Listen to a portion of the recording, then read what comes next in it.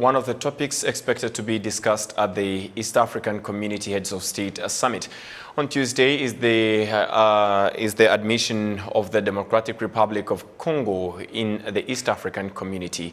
It is expected that the country will benefit a lot from this community, as well as the EAC benefiting from DRC joining the bloc. The total population of the East African community is estimated at 170 million people, while the DRC itself has a population of over 90 million people, with DRC joining the bloc. The EAC market base would increase to more than 260 million people.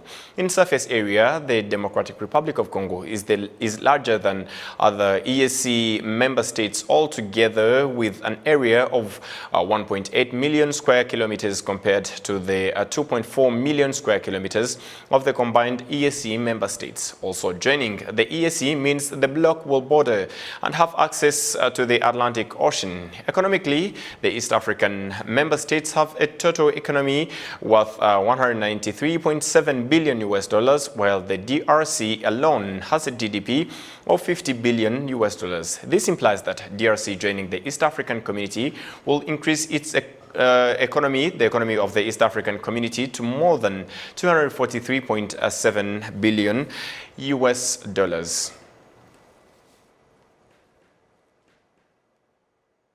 As we still talk about the Democratic Republic of Congo joining the East African community, we're now joined via the phone by Mr. Denis Karera. He is the Vice Chairman of the East African Business Council. And let me begin by thanking you, Mr. Karera, for your time on Rwanda Television tonight. And good evening. Good evening, and thank you. Let me begin by asking you, how did the business community of the East African Community bloc in general receive the news or, the information about the DRC joining the EAC? It's all celebration, I must say. We have waited for this news for a long time, and discussions have been going on for the inclusion of DRC to the bloc. So it's all celebration, it's all good news. We can't wait to have the signing, the ceremony pass by, and then we swing into activity. All right. The EAC has ports on the Indian Ocean, and of course DRC joining the bloc means that the EAC will now have access to the Atlantic Ocean as well. What does this mean for the transportation of goods? Oh, quite enormous of an opportunity coming our way. As you mentioned earlier, this is an expanded market of another 95 million, adding to the current East African community numbers. Now, in our terms, these are consumers. 95 million consumers added to what is existing. That's something huge. That's something enormous. Now, we certainly are going to be connected to the Atlantic Ocean, which ultimately connects us to the West African market. As you all know, we have had a serious challenge of tapping into the West African market. Right. But now, with the signing on of this agreement, this now presents an excellent opportunity that East Africa connects to Atlantic Ocean at Matadi, and I can only foresee infrastructure projects being done immediately from Matadi through Mbujimai to Karemi on Lake Tanganyika.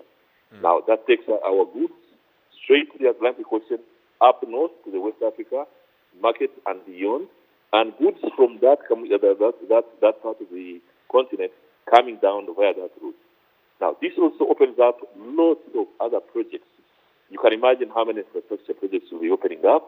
You can imagine how many people will be wanting to transport merchandise from East Africa through Tanganyika, across to Karemi, through Karemi, Mbujimai, and to Matadi Port. So this is an exciting opportunity that has come our way, and as East Africans, we quite embrace it, and we can't wait to sign up. Talking about that, absolutely, the private sector will have to get involved in the transportation of goods and, connecting the whole EAC bloc, as you just mentioned. But we can ask, what sort of influence does the region's private sector have on the way the EAC is run, seeing that it is after all an economic bloc, what sort of influence and benefit, if I would say, the private sector will have on this, and how do the private sector continue or contribute to the way the EAC is run? Okay, let me break it down a bit for everyone to understand. You see, every other business activity across the region, trading, be it services, be it projects, are projects under the private sector of the region. It's look at a very few projects that are under government, but 92-3% of the activities going on in the region are run by the private sector. Now, if we look at sectors, for example, like DRC being a source of raw materials for the production processes in the rest of the East African continent, region, you can only imagine that the DRC is endowed with several raw materials. Examples are like wood, examples are different types of minerals, all sorts of interesting raw materials that we are going to be this country added to the region. Now, what does that speak to? What it speaks to, the more raw materials available in our economies, the more we expand our industrialization capacities. Industrialization, manufacturing in our country simply speaks to the expanded creation of jobs, unemployment is solved, income raised at the individual and the national level. Now, go to the other sector that is of big interest, take the tourism sector. As you know, tourism is one of the key areas in Rwanda, for example, that generates the most forex to the country. DRC equally has lots of tourism activities and lots of tourism potential. So I can only see the tourism fraternity expanding activities into the DRC, be it the DRC forests, be it the DRC parks, to see animals, to see birds, to see, rivers and all sorts of things. So right. DRC is a potential market. Now, come to services. 95 million people need services. Take a few examples. The health sector, the education sector. How many kids do you think are in DRC and want to go to school? And how many need medical services? I'm just picking on the two to give you a snapshot of what will happen. All right. So for people investing in the health sector, people investing in the education sector, this is the time now to expand schools, to expand hospitals, to serve the population in that area. And that means increased income, of course, and incomes will only make us better and better. In the education sector, you know that EAC focuses a lot on the development of science and technology across the region. Now, the Commission for Science and Technology is housed in Rwanda here. All right. Now, those in the sector of IT, those in science and technology, need to move very quickly and expand their outlets up in DRC, and this provides an enormous market to what those individuals were running. All right. So overall, it is an exciting opportunity. It is the right time, the opportune moment we've been waiting for, and we really cannot wait to see the things as on paper, and we go straight. And I represent the East African Business Council, the membership to the East African Business Council of DRC. We have worked on it as while the paperwork was going on for the political integration. We were also working our own procedures to integrate DRC to the East African Business Council. And as I speak, pretty soon, DRC will be members of the East African Business Council, which is the private sector advocacy body in the region. And what does that do now? That makes it easy for us to address the barriers in trade with that country that there will be. Certainly there will be trade barriers expected, but at least you'd rather know them, identify them, bring them up for discussion, and find a way of eliminating them. So that's another opportunity that presents itself, and we are more than happy to receive them. All right. Mr. Dennis, lastly, the DRC has over 90 million people as a population, and the EAC has more than 170 million people. So what sort of significance does this have when considering the benefits of the African Continental Free Trade Area Agreement?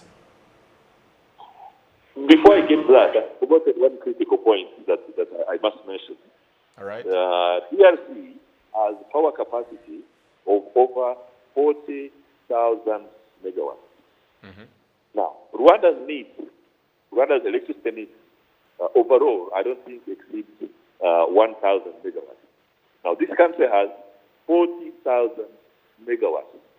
So it's sufficient power to be distributed across the entire East African community and beyond.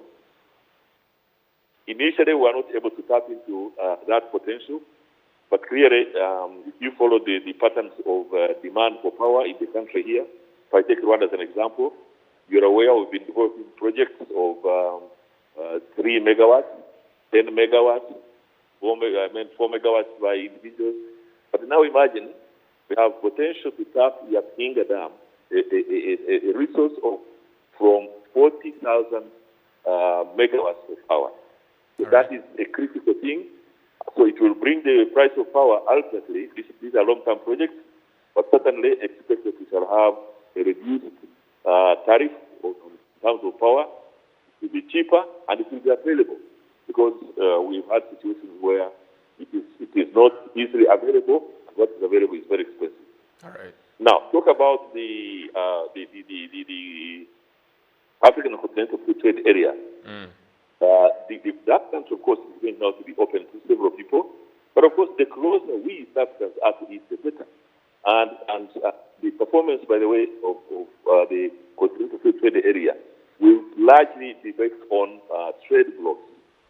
The East African trade bloc, the South African, the SADC, the COMESA, the Northern Africa, the Maghreb trade bloc. Now, once we have DRC in the East African trade bloc, it increases our negotiating power, it increases commodity availability and commodity consumption. So it's a huge opportunity again in terms of continental trading. Trust me, you're going to see hundreds of international community coming to join us one way or the other, to work with us. But it presents an enormous community, because the consumption of 95 million people is absolutely huge. All right. Yeah. Mr. Dennis Karera, the Vice Chairman of the East African Business Council, that was so much informative, and thank you very much for your time on Rwanda Television News tonight.